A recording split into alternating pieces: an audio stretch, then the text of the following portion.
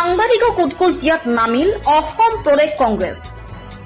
ৰাজ্যৰ জনমানসত নিজৰ ৰাষ্ট্ৰ প্ৰতিষ্ঠা কৰিব নোৱাৰি এবাৰ সাংবাদিকক উৎকোচ দিয়াত নামিল অসম প্ৰদেশ কংগ্ৰেছ কমিটি। সাংবাদিকে প্ৰশ্ন সোধাৰ বিনিময়ত উৎকোচ দিয়াৰ অফাৰ আগবঢ়াইছে ভূপেন বৰাৰ নেতৃত্বত থকা অসম প্ৰদেশ কংগ্ৰেছে।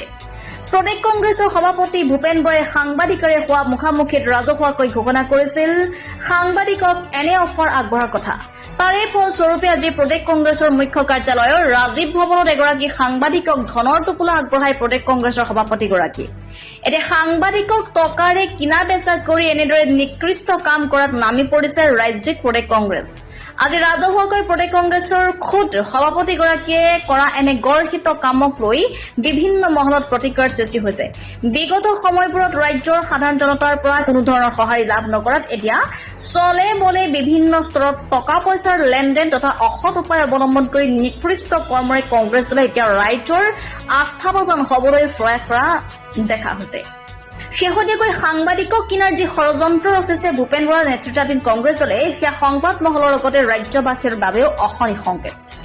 গণতন্ত্ৰৰ চতুৰ্থ স্তম্ভ কংগ্ৰেছে এনেদৰে টকাৰ তোলা চালনীত জোখাৰ যি পৰিকল্পনা কৰিছে তাক লৈ সংবাদ মহলতো প্ৰতিক্ৰিয়াৰ সৃষ্টি হৈছে।